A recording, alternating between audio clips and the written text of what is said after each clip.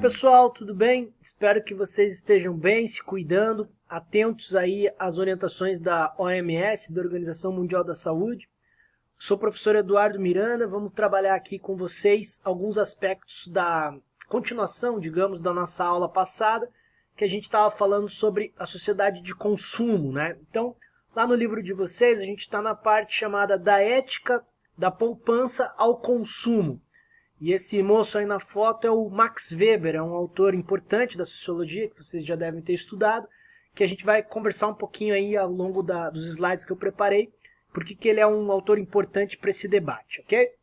Mas antes disso, pessoal, a gente tem que recapitular, e é um pouquinho também das aulas passadas, que qual o contexto, né, desse movimento que a gente está chamando agora de sociedade de consumo, e quais são da onde que vieram, né, as origens dessa sociedade que a gente está chamando de sociedade do consumo. Então, lembrar lá que esse primeiro movimento mais do consumo ou da produção em larga escala dos produtos, que é muito parecido com a sociedade que a gente hoje quase que não acredita ser possível ter uma outra, né? A sociedade que a gente compra, produz, a ideia do trabalho o tempo inteiro, da publicidade, das vendas e das compras, ela surge num momento histórico, não necessariamente ela sempre foi assim, né?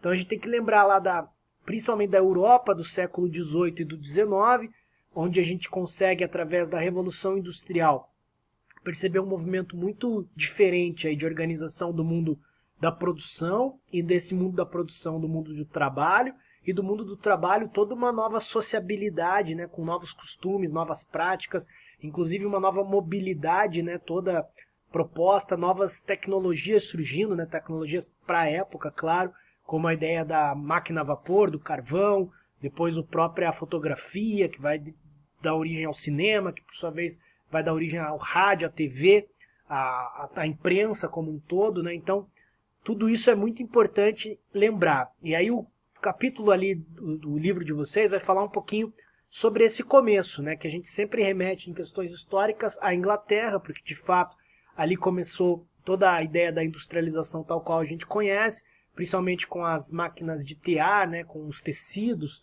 com essa indústria têxtil, né, que era muito ainda a primeira, digamos, de grande pujança assim, industrial, em larga escala, mas que também chama atenção ali uma parte do texto que eu acho que é importante destacar aqui na aula, que a gente tinha uma nova configuração, digamos assim, já possível de ser pensada como atual, já no modelo de consumo, ou de proposta para o consumo, a gente consegue identificar também na França, na figura lá dos grands magazines, né, que seriam, numa tradução literal, os grandes lojas, os grandes departamentos, os grandes mercados, que mais recentemente a gente chamaria algo parecido como os shopping centers, né, hoje na atualidade das grandes cidades aí, das capitais e das cidades um pouco maiores do Brasil, que são aqueles locais, né, onde a gente tem várias lojas e que a ideia é que as pessoas consumam mesmo em larga escala, né? Portanto, todas essas inovações, né, que vêm desde as ideias através dos folhetins que traziam como se fossem as novelas hoje televisivas, né, ou as séries dos streamings e das redes como Netflix. A gente tinha os folhetins ainda, as histórias contadas por partes, por episódios, né, por fascículos, nos jornais, e isso sempre remetendo também à ideia de uma nova postura estética, de uma nova postura ética nas próprias histórias, o que acontece até hoje, né, quando a gente acompanha aí o impacto da publicidade, por exemplo, das marcas, né?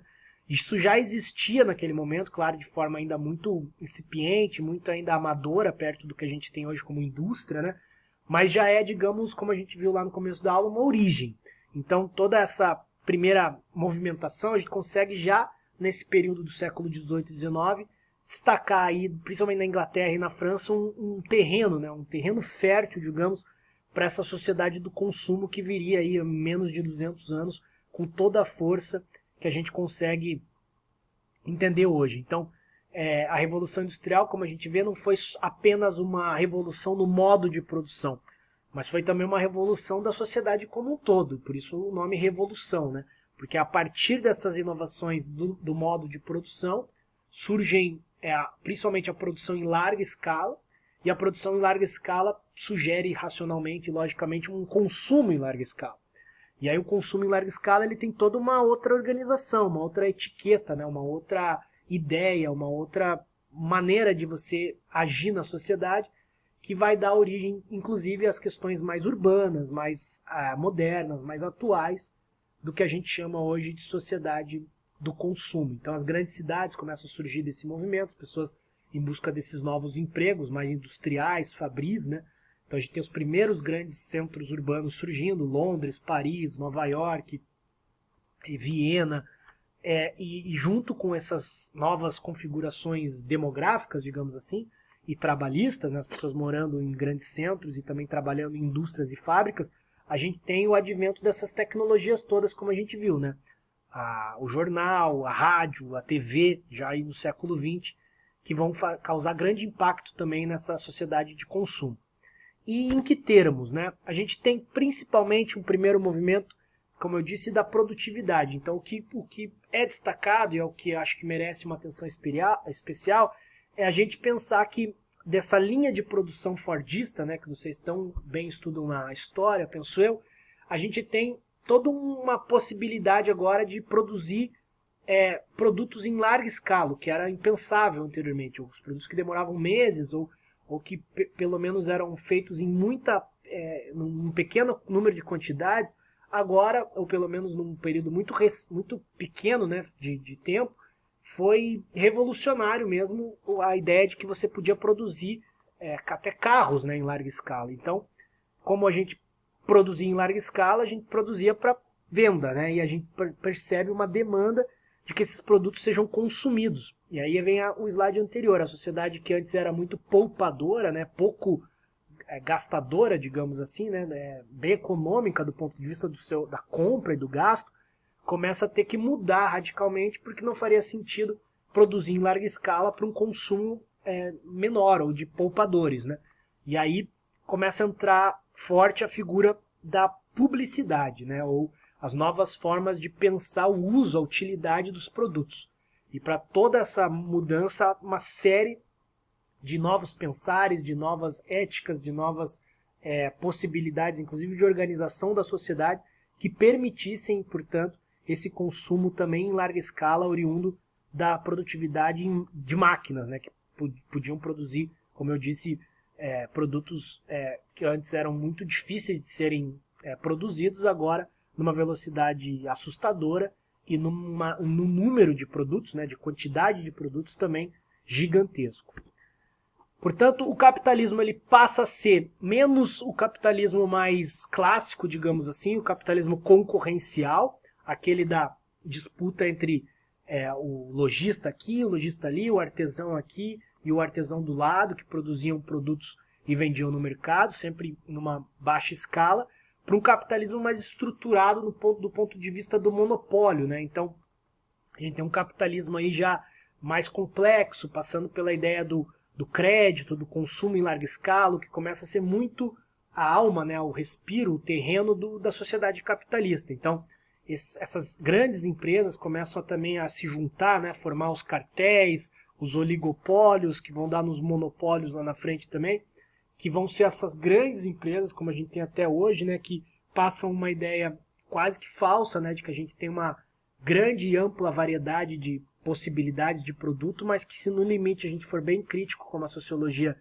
requer e deseja, a gente começa a perceber que não são tão diferentes assim, ou pelo menos são poucas empresas que dominam aí a produção da maioria dos produtos. A gente pode pensar até na tecnologia, na inovação, nas digamos, empresas de alta tecnologia, como as de computação, de internet, as próprias redes sociais, elas passam uma sensação de que a gente tem uma ampla liberdade de escolha, mas no limite são 2, 3 grandes, até hoje, né, empresas que dominam, por exemplo, a área da internet e da tecnologia de uma maneira geral.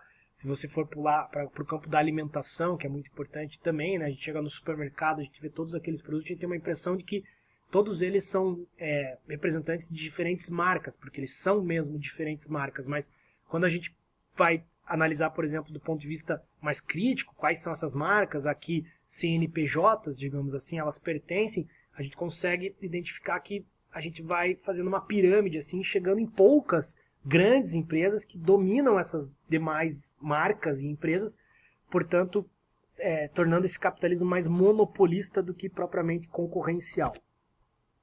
Bom, essa mudança do ponto de vista ético, né, do jeito de pensar da sociedade para uma sociedade mais de consumo, foi um achado, né, um grande estudo, né, de um dos sociólogos mais importantes que a gente estuda, que é o Max Weber.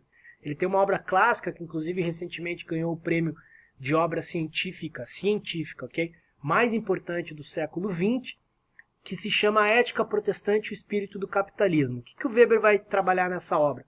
Ele vai mostrar como houve essa mudança, digamos, e como isso foi fundamental, e daí o nome espírito do capitalismo, para a formação própria do capitalismo, né? Essa mudança da ética. E aí ele está chamando a ética de ética protestante, porque é a partir, digamos, da reforma protestante, em especial lá dos calvinistas, né? Muito próprio aí da França, que a gente vê um movimento do protestantismo como um todo, que vai migrar, digamos, a ideia de que você trabalhando, ou que você tendo que ter uma vida mais regrada, no sentido de ascética mesmo, de você trabalhar cedo, ter um trabalho honesto, contribuir com a sua comunidade, de você ver a figura do trabalho não como um problema, né, mas pelo contrário, como quase uma salvação divina, como a ideia de que é o que é importante na vida, você trabalhar, acordar cedo, ter um trabalho digno, honesto, decente, né?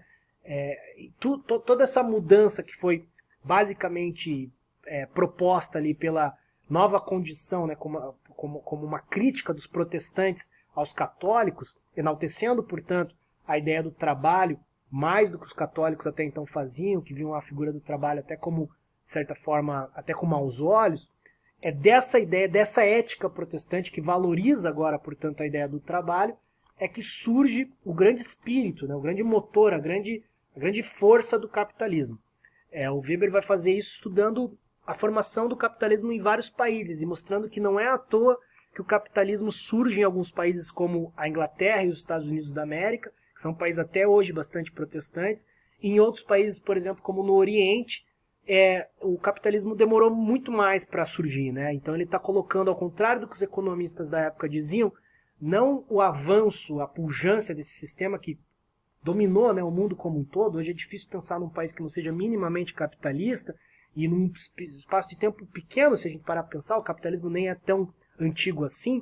Isso sempre chamou a atenção do Weber, né? Mas ao contrário dos economistas que falavam que a força, digamos, do capitalismo estava nas suas características específicas, né? Tipo as inovações tecnológicas, a ideia da produção em larga escala, a ideia do consumo em larga escala, o Weber vai abrir uma janela típica da sociologia, né? Ele não está pensando apenas na economia, como os economistas tentavam explicar o capitalismo. E aí ele, como um sociólogo, percebe digamos assim, numa etiqueta, né? numa vertente que não necessariamente nos liga, às vezes, à economia. Pouca gente associa economia com religião, mas ele vai dizer que foi a religião mais, portanto, importante até do que a própria economia para explicar o avanço desse sistema econômico chamado capitalismo, que dependia necessariamente, na visão do Weber, dessa ética, né, que vem antes até da produção, da questão econômica em si.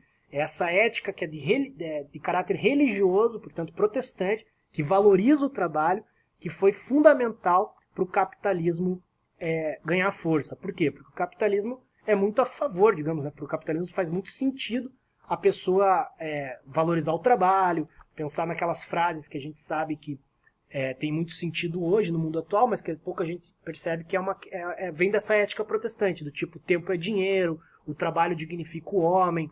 Todas essas são éticas protestantes que fazem muito sentido para o capitalismo e que, de certa forma, até hoje são muito valorizadas aí na sociedade como um todo. Bom, pessoal, por hoje era isso. Espero que vocês tenham gostado. O capítulo ainda vai falar um pouquinho sobre a possibilidade e as importâncias da publicidade.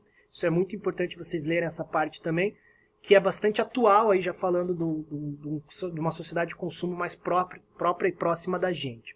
Dê uma lidinha lá nessa parte da publicidade, que é bem interessante. A gente se vê nas próximas aulas. Tchau, tchau. Grande abraço.